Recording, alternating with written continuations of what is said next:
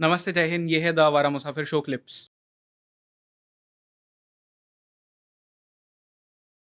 सो operation चाचा जान क्या चीज़ है ये? देखिए, ऑपरेशन चाचाजान एक डिटेल्ड कहानी है हाफिज़ सईद के ऊपर जो हमला हुआ था, जिसको पाकिस्तान ने आतंकी हमला हाफिज़ सईद के लिए कहा गया था, उसकी कहानी है। और मैं आपको एक फैक्ट बताता हूँ जो शायद बहुत कम लोगों को पता होगा कि जब ये हमले की तैयारी चल रही थी 2018 से, तो ये बात तो मुझे काफ़ी पहले पता चल चुकी थी कि हाफिज़ सईद के ऊपर एक प्लानिंग असासिनेशन। अच्छा, ये पहले ही आपको पता हाँ, चल गया था? एक मेरे सोर्सेस से कह लीजिए या कैसे कह लीजिए, या जो लोग इनडायरेक्टली इन्वॉल्व थे या उनके थ्रू कह लीजिए, व्हाटएवर। बहुत बड़ा नेटवर्क होता है जब आप इन्वेस्टिगेटिव फिल्म मेकिंग में हैं। जो बहुत लोगों को गलतफहमी होती है मेरा इंस्टाग्राम देख के या यूट्यूब देख के कि मैं वाइल्ड लाइफ ही करता हूँ।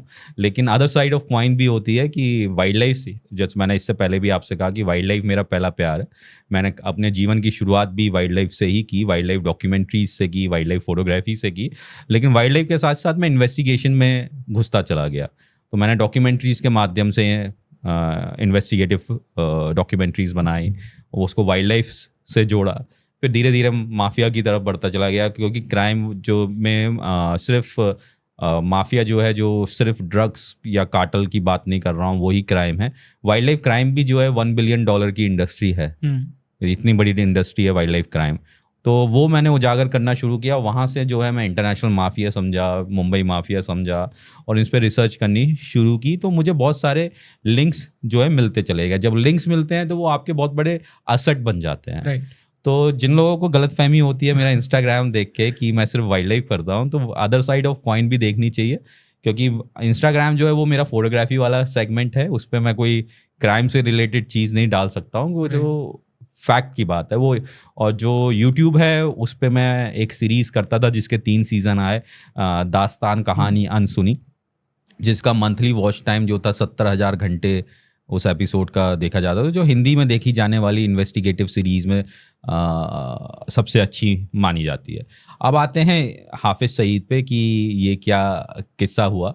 तो 2018 से ये शुरू हुआ, लेकिन मैं आपको एक किस्सा बताऊं कि मार्च 2022 में मैंने ऑलरेडी 3 एपिसोड यूट्यूब पे किए कि हाफिज़ सईद की प्लानिंग कैसे की गई। उसमें मैंने ये दिखाया कि कौन लोग शामिल थे, राइट। किस तरीके से वो पहुंचे, और किस तरीके से प्लानिंग की। ये 3 एपिसोड मैंने उस पर किए थे। लेकिन मैंने उससे पहले की डिटेल नहीं दी कि ये शुरुआत कहाँ से हुई, किस तरीके से लोगों को हायर किया गया, किस तरीके से जो है पूरी प्लानिंग की गई।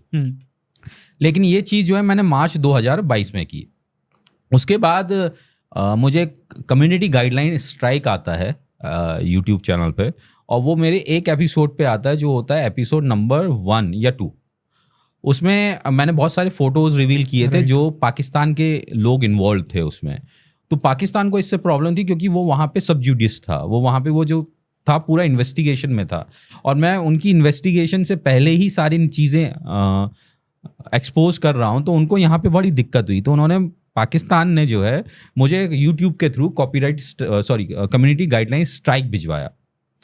और स्ट्राइक की वजह से जो है मेरा वो एपिसोड हटा दिया गया। राइट।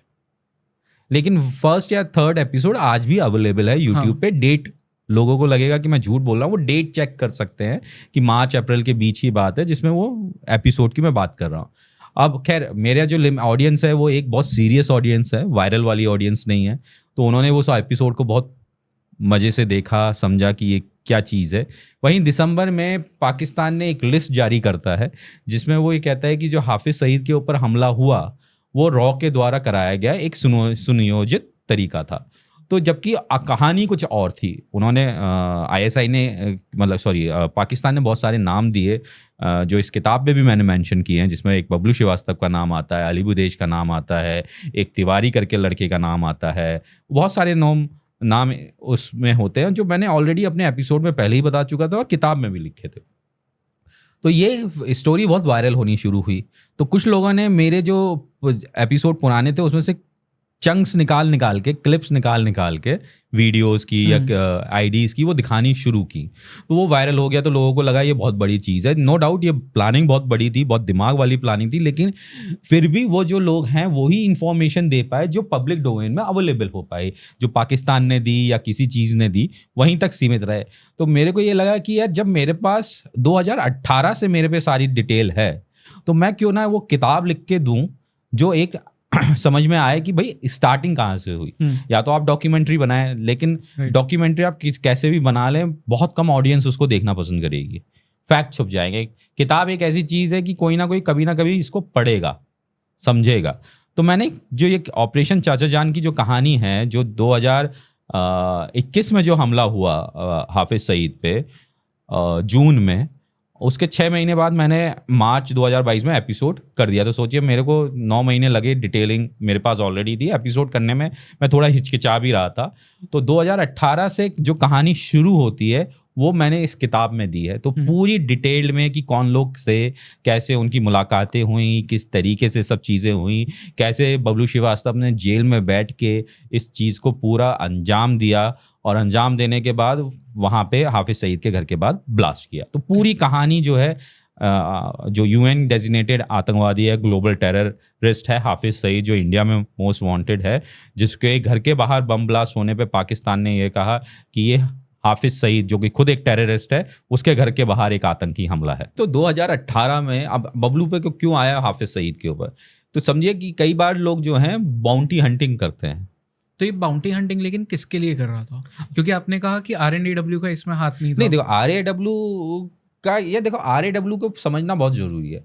हमारी बॉलीवुड की फिल्मों में, बॉलीवुड ही कहूँगा कि हिंदी सिनेमा है, लोग अब तो बॉलीवुड, टॉलीवुड, कॉलीवुड पता नहीं क्या क्या हो गया, जबकि Hindi cinema, Tamil cinema, Malayalam cinema ये राइट नेम है। ये तो एक प्रचलन आ गया कि बॉलीवुड है और वो टॉलीवुड है, कॉलीवुड है, ऐसा नाम होगा, जबकि simple Bengali cinema, Hindi cinema ये नाम हुआ करते थे। अब ये पता नहीं कहाँ से ये इस तरीके का वुड वाले प्रचलन आ गया, हॉलीवुड का देखा देखा। तो जो हिंदी सिनेमा है उसमें ये जो रॉ की जो एक चीज़ दिखाई जाती है वो बिल्कुल ही अलग है। एक परसेप्शन दिखाया जाता है कि रॉ का जो एक जासूस है, एजेंट है, वो दूसरे देश में जाएगा, गोलियां चलाएगा, हीरोइन से साथ आशिकी करेगा, फिर वो प्रधानमंत्री के कक्ष में घुस जाएगा, वहाँ पे उनका कुछ नहीं हो पाएगा। ऐसा रॉ का कोई काम नहीं है। रॉ का काम है डाटा इकट्ठा करना, इंटेलिजेंस इकट्ठा करना, और वो इंटेलिजेंस इकट्ठा करके सरकार को देना, और सरकार उस इंटेलिजेंस को कैसे यूएन में पब्लिश करेगी, किस तरीके से करेगी। फॉर एग्जांपल मैंने इससे पहले भी एक आध जगह बोला था कि कई दूसरे देश जो हैं न्यूक्लियर को बनाना चाहते हैं। हमें मालूम है पड़ोसी देश अगर न्यूक्लियर बना रहा है तो हमारे लिए सबसे बड़ा थ्रेट है। तो रॉ का काम होगा कि वो सारा डाटा कलेक्ट करे। वो कैसे कलेक्ट करे कि वहाँ पे अपना एजेंट भेजे, वहाँ पे नौकरी पे कोई एजेंट भेजे, या वहाँ पे साइंटिस्ट बना के एजेंट भेजे जो वहाँ से वो सारे पेपर्स ला के दे। उसका काम ये नहीं है कि वहाँ पे जाके, जैसे हिंदी फिल्मों में दिखा देते हैं कि वहाँ पे जहाँ पे न्यूक्लियर प्लांट लगने वाला है, उसने वहाँ पे टाइम बॉम्ब लगाया, टाइम बॉम्ब लगाते लगाते एक बढ़िया सा बर्फ़ के ऊपर, पहाड़ों के ऊपर गाना भी शूट हो गया, और वो गाना जैसे ही ख़त्म होता है वो न्यूक्लियर प्लांट उड़ जाता है। तो रॉ के एजेंट्स का काम ये नहीं होता जो हम सिनेमा में देखते हैं। तो जो रॉ की जो एक एक्चुअल फिगर है जो खराब की गई है, वो हिंदी सिनेमा के माध्यम से खराब की गई है। ऐसा लगता है कि रॉ का नाम आया तो जैसे एक जासूस आए, एजेंट आएगा, टोपी पहनेगा, 6 फीट लंबा होगा, 6 पैक्स होंगी, ऐसे बंदूक निकालेगा, धीरे धीरे घूमेगा, और उसको कोई गोली नहीं छुएगी, वो सबको मार देगा। जबकि ये कोई वर्क रॉ का नहीं है। एक जासूस मतलब एक एजेंट का काम तो ये है कि ब्लेंड होना। तो ऐसा होगा तो ब्लेंड कहाँ से होगा नॉर्मल सिविलियंस में? तो रॉ का काम है डाटा इकट्ठा करना, ना कि कहीं बम विस्फोट कराना। तो अब ये एक चीजें हो गई हैं जो। तो लेकिन जो आप बाउंटी हंटिंग कह रहे थे, ये बाउंटी हंटिंग किसके लिए कर रहा था? अपने लिए। मतलब 2 रीजन है जो मैंने किताब में मेंशन किए हैं। इससे पहले भी उसने बाउंटी हंटिंग की, पर बात समझिए, बाउंटी हंटिंग में क्या है, एक तो पैसा मिलता है, पर बाउंटी कोई तो दे रहा होगा ना। अब हाफिज सईद की बाउंटी कौन देगा? इंडिया के अलावा और कौन देगा? उसके दुश्मन। Hafiz Saeed UN designation, UN security council के द्वारा घोषित ग्लोबल टेररिस्ट है। FBI, CIA। तो जो कंट्री इसको यूएन काउंसिल के अंदर आती हैं, जो इसको टेररिस्ट बांधती हैं। मैं अगर आप इसको सर्च करो तो आपको बहुत सारी कंट्रीज मिलेंगे। और जो ये पैसा दिया गया है, पैसे की जो कीमत रखी गई है वो यूएन काउंसिल के द्वारा रखी गई है, जहां तक मेरी जानकारी है। ओके। तो इस पे $10 मिलियन की बाउंटी है। तो अगर आप हाफिज सईद को पकड़वाते हैं या उसका खात्मा हो जाता है तो आपको जो है जो बाउंटी है वो $10 मिलियन की मिल सकती है। लेकिन इनको बाउंटी से ज़्यादा ये था कि अगर हमने ये काम कर दिया तो एक जो सज़ा है वो जो उम्र कैद है वो शायद ख़त्म हो जाए और ये बाहर आ जाए। एक ये भी था। ये दूसरी तरफ ये है कि सब लोग इंस्टाग्राम और फेसबुक पे भारत माता की जय लिख रहे हैं या देशभक्ति लिख रहे हैं, तो हो सकता है कि इस तरीके से एक तरीके से मैं और बेटर देशभक्त अपने आप को साबित कर सकूं। तो इसमें ये मैंने किताब में पूरे सिनेरियो को डिफाइन किया है कि बाउंड्री हंटिंग के पीछे का रीज़न क्या है, कि सज़ा कम कराना, बाहर आना, या ये साबित करना कि मैं देशभक्त हूँ। ये मैंने पूरे उसमें व्याख्या दी है। जिन्होंने किताब पढ़ी है उन्हें पूरा समझ में आ जाएगा। पॉडकास्ट के माध्यम से वो व्याख्या करनी, क्योंकि जो आप शब्दों में लिख सके व्याख्या कर सकते, वो बता के व्याख्या नहीं की जा सकती है। राइट। लिखने में जो व्याख्या आएगी वो बोलने में व्याख्या नहीं आएगी, क्योंकि अगर हम बोलने जाएंगे तो वो कई घंटे का व्याख्या हो जाती है। तो मैंने किताब में पूरी व्याख्या दी है कि क्यों ये बाउंटी हंटिंग करना चाहता था। एक तो पैसा तो सबसे बड़ी चीज़ है, किसी को भी बुरा नहीं लगता पैसा, जो मैं हमेशा कहता हूँ। और बाहर आने का भी एक चीज़ है कि इसके बाद मैं बाहर भी आ सकता हूँ। और इससे पहले भी वो बहुत सारी काम कर रहा था नेपाल में फेक करेंसी का। तो ये किस्सा शुरू होता है 2018 से। तो कहानी जो है 2018 से शुरू होती है। और इसमें जो है एक और कैरेक्टर की एंट्री होती है, वो है अली बुदेश। स्वामी जी, करेक्ट। मतलब आपने पढ़ लिया है, थोड़ी किताब पढ़ी है ये वाली। अब ये स्वामी जी क्यों कहते हैं? स्वामी जी इसलिए कहते हैं क्योंकि इसमें मैंने पूरी व्याख्या दी है कि स्वामी जी नाम अली बुदेश का क्यों पड़ा। एक तो वो हिंदी बहुत बोलता है यहाँ पे रह के, क्योंकि इससे पहले जो हमने मुंबई माफिया के ऊपर पॉडकास्ट किया था उसमें मैंने थोड़ा सा ही अली बुदेश के बारे में बताया कि वो इंडिया में रह के उसने पढ़ाई की। किशोर गिरी का पट्टी के साथ उसकी दोस्ती थी, जिसको ब्लैक स्कॉर्पियो कहते हैं।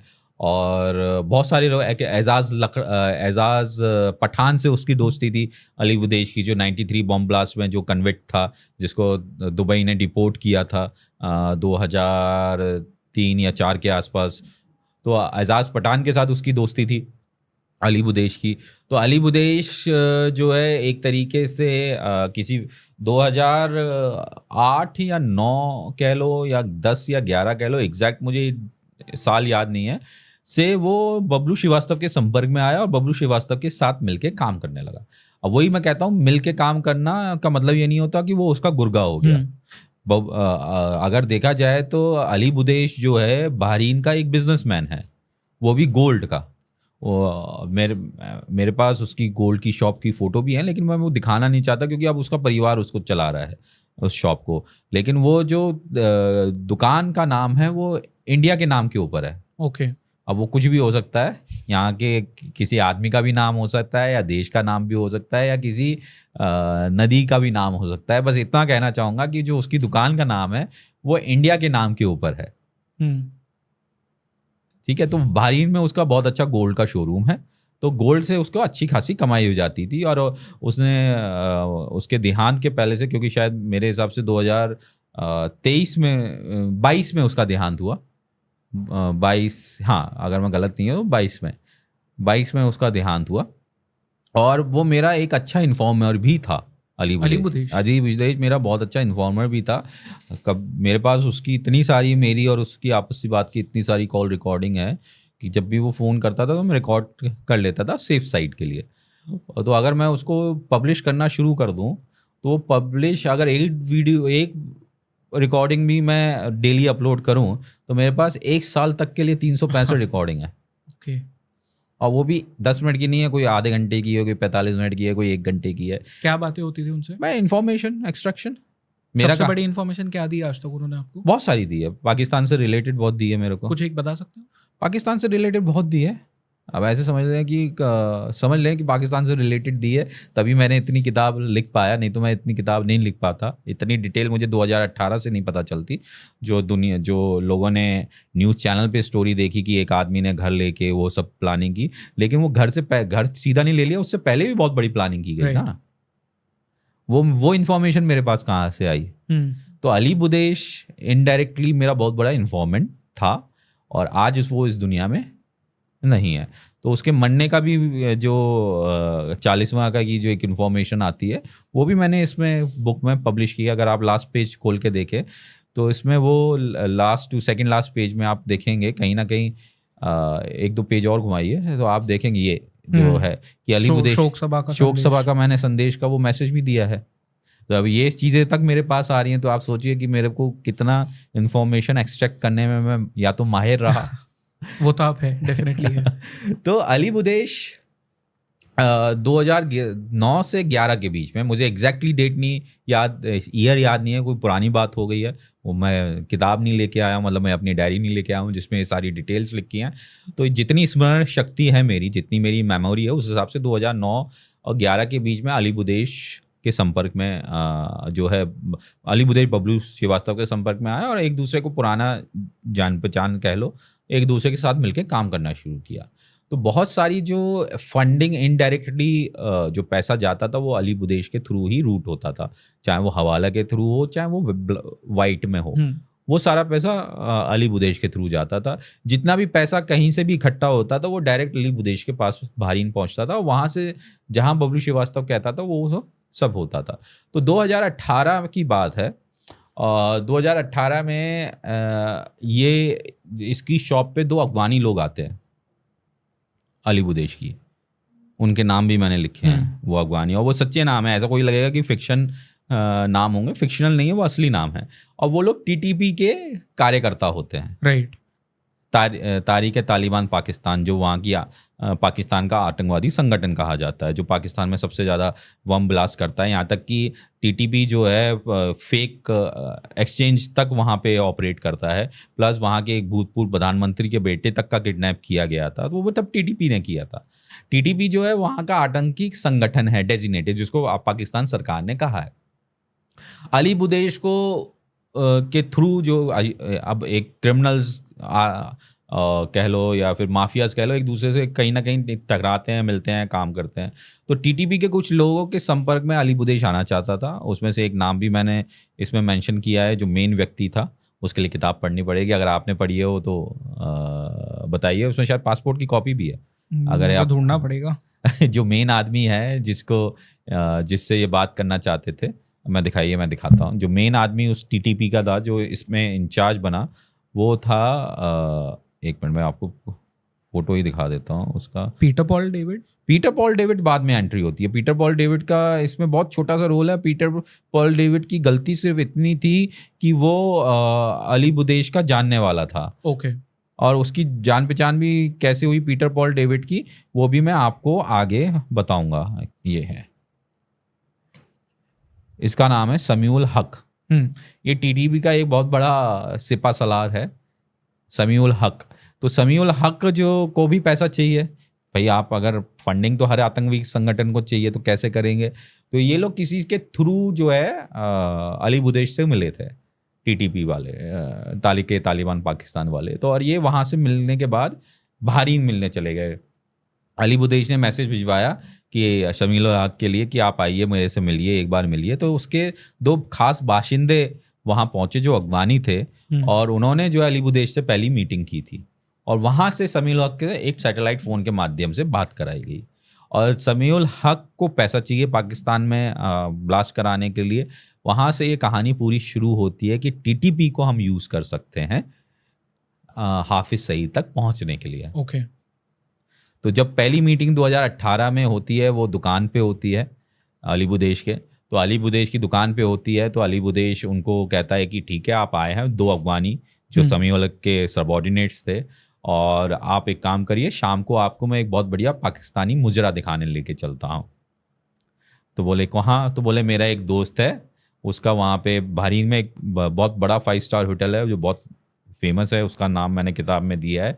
वहाँ पे पीटर पॉल डेविड के एक मुजरा बार थी, तो उस जगह का नाम दिया गया कि आप शाम को 8, 9, 10, 11 बजे जो भी समय होता है उस समय पे आप पहुँचिए, मैं आपको बहुत बढ़िया पार्टी कराता हूँ। राइट। वहाँ पार्टी में मुजरा कराया जाता है, बहुत अली बुदेश वहाँ पैसा खर्च करने के लिए उन अगवानियों को देता है। किस तरीके से लोगों का दिल जीता जाता है, कि किस तरीके से, ये पूरा मैंने इसमें किताब में मेंशन किया है कि किस तरीके से शुरुआती प्लानिंग की नींव रखी गई। पर यहाँ पे एक चीज़ मुझे आपसे पूछनी है, टीटीपी और हाफिज सईद के बीच में दुश्मनी क्यों थी? टीटीपी और हाफिज सईद के बीच में कोई दुश्मनी नहीं है, दोनों आतंकी संगठन है। एक यूएन के द्वारा है और एक पाकिस्तान के द्वारा है, आतंकी संगठन है। लेकिन टीटीपी जो है पाकिस्तान को जो है बलूचिस्तान की वजह से परेशान कर रहा है, क्योंकि टीटीपी जो है बलूचिस्तान को फ्री कराना चाहता है। वो तो अभी भी मतलब वो शूटिंग स्नाइपर किलिंग्स होती ही रहती है उनकी। तो टीटीपी जो है वो बलूच एरिया से संबंधित है, और अगर पाकिस्तान से बलूचिस्तान खत्म हो गया, जैसे ईस्ट पाकिस्तान और वेस्ट पाकिस्तान पहले हुआ करते थे, ईस्ट पाकिस्तान जो है वो बांग्लादेश था। तो बांग्लादेश का जो पहला नाम था वो ईस्ट पाकिस्तान था आज़ादी से के बाद। लेकिन आज़ादी से पहले जो बंगाल प्रेसिडेंसी थी वो कलकत्ता, पूरा अपना वेस्ट बंगाल और ईस्ट बंगाल, ये बंगाल प्रेसिडेंसी थी। तो जब डिवाइड हुआ 1947 में, तो वो ईस्ट पाकिस्तान बना। तो इस वजह से जो हमारे इंडिया के हिस्से में जो बंगाल आया उसको वेस्ट बंगाल कहा गया है। आज वेस्ट बंगाल कहने का कोई अर्थ ही नहीं बनता है, क्योंकि ईस्ट पाकिस्तान, ईस्ट बंगाल खत्म हो गया है। बंगाल के 2 हिस्से थे, बंगाल इतना बड़ा था कि वो 2 हिस्से थे, एक ईस्ट बंगाल था, एक वेस्ट बंगाल था। बीच में जो है वो सुंदरबन वाला जगह है, जिसको लोग, जहाँ से वो गंगा हुगली जो भी है, उसके इस पार वाला जो बांग्लादेश है, नदी के इस पार वाला जो सुंदरबन के इस साइड वाला, वो ईस्ट बंगाल है। नदी के इस पार वाला जो वेस्ट बंगाल है। इसलिए अंग्रेजों के टाइम पे उन 2 जगहों को ईस्ट बंगाल और वेस्ट बंगाल कहा जाता था। लेकिन हम आज भी अपने इंडिया वाले बंगाल को वो वेस्ट बंगाल ही कह रहे हैं, जबकि उसको कहने का मतलब नहीं बनता। करेक्ट। आज़ादी के बाद जो ईस्ट बंगाल था वो ईस्ट पाकिस्तान बना। अब फिर वहां से लड़ाई शुरू होती है, तो 1971 या 72 में वो बांग्लादेश बना। अब हिस्सा पाकिस्तान छोटा हो गया, अब अगर बलूचिस्तान भी खत्म हो जाए, अलग हो जाए, तो पाकिस्तान कितना छोटा सा रह जाएगा। बिल्कुल। तो बलूचिस्तान जो एक इंसर्जी चल रही है, एक तो वहाँ पे डेवलपमेंट के नाम पे चल रही है और दूसरा इन्फीरियरिटी के नाम पे चल रही है। तो जो बलूचिस्तान को फ्री कराने का है, उसके लिए टीटीपी को बहुत जगह से फंडिंग मिलती है, या क्राउड फंडिंग कह ले, या दुश्मन लोग जो हैं उसको फंडिंग कर रहे हैं। इसका कई सोर्स कभी तक ट्रैक नहीं किया गया है। करेक्ट। टीटीपी के जितने भी मेन लोग हैं वो ज़्यादातर टर्की में रह रहे हैं, उनका एक बेस टर्की में है, बलूचिस्तान में है। जो जितने इनके बड़े अधिकारी हैं टीटीपी के, वो आपको टर्की में मिलेंगे। इसलिए आप हमेशा देखिए कि कोई भी लाया जाता है तो ज़्यादातर वो टर्की की आईडी पे अरेस्ट होके आ रहा है, क्योंकि वो वहाँ पे टर्की की आईडी ले लेते हैं। जो मैंने इसमें बहुत सारी टर्की की भी फोटो, आईडीज़ की फोटो लगाई हैं, इस किताब में पब्लिश की हैं। तो जो टीटीपी है वो बलूचिस्तान को फ्री कराना चाहती है। राइट। तो इसी बीच में ये अली बुदेश उन अफगानियों को लेके पीटर पॉल डेविड के होटल में पहुंचता है और वहाँ पे मुजरा देखने लगते हैं। इसी बीच में 18 में एक बहुत बड़ा कांड होता है, बलूचिस्तान में ब्लास्ट होते हैं, और वो ब्लास्ट की जो न्यूज़ चल रही होती है वो टीवी पे चल रही होती है। तो ये देख के वो अली बुदेश पूछता है कि क्या ये आप ही का काम है? बोले इसमें समीउल हक का भाई का काम है और हमें आपकी मदद की ज़रूरत लगेगी। अब मेन काम है कि इनका फंडिंग का, इन्हें फंडिंग चाहिए। फंडिंग कहाँ से आएगी? अली बुदेश जैसे लोगों से आएगी जो ऑलरेडी कोई ना कोई काम दे सकते हैं कि भाई तुम इसको किडनैप कर लो, इतना पैसा आएगा, 10% 20% तुम रखोगे, या तुम्हारे खर्चे के पैसे हम देंगे, बाकी हम देंगे, क्योंकि प्लानिंग हमारी है। तो इस तरीके से आप कह सकते हैं वहाँ से नींव रखी जानी शुरू हुई। तो ये बात जब होती है तो वो कहता है बढ़िया है, जो भी हमें सहयोग देना होगा आपको देंगे, हमें जो चाहिए होगा वो टीटीपी देगा। तो ये बात चलती है। तो यहाँ से जो है अली बुदेश जो है कोशिश करता है बबलू श्रीवास्तव का मैसेज पहुँचाने की, जो पहुँचाया जाता है कि टीटीपी के कुछ लोगों से मैं मिलाऊं। यहाँ से नींव रखनी शुरू होती है। अब पीटर पॉल डेविड कौन है? पीटर पॉल डेविड जो है, जिसके मुजरा बार है, वो है पाकिस्तान के कराची शहर से, बहुत साल तक से वो बहरीन में रह रहा है। यहाँ तक कि शुरुआती दौर में जब वो सेटल हुआ था बहरीन में, तो उसकी को बिजनेस सेट कराने के लिए अली बुदेश ने उसकी हेल्प की थी। इसलिए वो अली बुदेश को वो बहुत रिगार्ड देता है। ऐसा है, लेकिन इसकी दोस्ती और घनिष्ठ कब होती है, जब 9/11 का कांड होता है। 9/11 में जब हवाई जहाज जो है ट्विन टावर में जाके लगते हैं, तो उनका कुछ कनेक्शन बहरीन से भी निकलता है। ओके। फंडिंग का कह लो या सेफ पैसेज का कह लो। तो 9/11 के समय पे जो है अली बुदेश को और पीटर पॉल डेविड को उठा लिया जाता है, जेल में डाल दिया जाता है, बहरीन की जेल में, और तुड़ाई की जाती है कि 9/11 से इंफॉर्मेशन की। कई 6 महीने या 9 महीने ये दोनों एक साथ जेल में भी रहते हैं। और जब दो आदमी जेल में, एक ही जेल में एक साथ हैं, तो दोस्ती और घनिष्ठ हो जाती है। तो जब वो जेल से निकल के आते हैं 2001 के बाद, एक में ही ये हुआ था, 2001 के बाद इनको अरेस्ट किया गया, 6-9 महीने जेल में रखा गया और दोस्ती घनिष्ठ हो गई।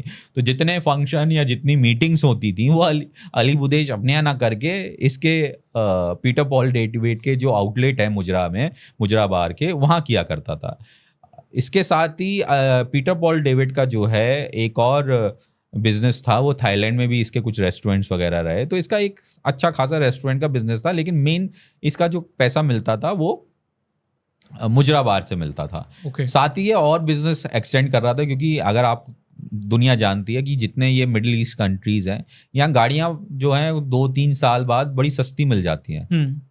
और वो गाड़ियों को लोग जो है, चाहे वो छोटे जो थर्ड वर्ल्ड कंट्रीज हैं, वहाँ लग्जरी गाड़ियाँ ले जाते हैं, कस्टम ड्यूटी देते हैं, वो वहाँ पे रजिस्टर्ड हो जाती हैं। तो इस बिजनेस में भी धीरे धीरे सेकेंड हैंड कार्स की बिजनेस में भी पीटर पॉल डेविड घुस रहा था। तो यहाँ पे मुलाकात होती है और सब चीज़ें होती हैं, पार्टियाँ चलती हैं, वो इन्फॉर्मेशन जो है पहुँचाई जाती है कि टीटीपी के कुछ लोग मिले, तो बबलू श्रीवास्तव तक वो इन्फॉर्मेशन पहुँचाई जाती है अली बुदेश के द्वारा। अब फिर यहाँ पे शुरू होता है पूरा खेल। तो तब तक बबलू श्रीवास्तव ने ये डिसाइड कर लिया था कि हाफिज सईद को एलिमिनेट करना है? तब तक नहीं डिसाइड हुआ था। ये था कि एक दूसरे को जानते हैं, टीटीपी वाले, ये लोग फंडिंग कर देते थे, कुछ हो जाता था, थोड़ी वाहवाही मिल जाती थी। लेकिन जब ये हुआ कि टीटीपी अब हमारे अच्छे संपर्क में है, फिर वो डिसाइड करता है कि तब ये डिसाइड होता है कि यार अब किया जाए कुछ बड़ा।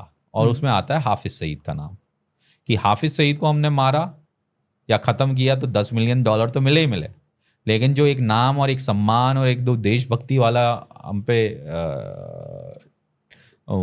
इनाम मिलेगा, वो बहुत बड़ा इनाम मिलेगा। हाफिज सईद क्यों, दाऊद इब्राहिम को क्यों नहीं चूज किया गया?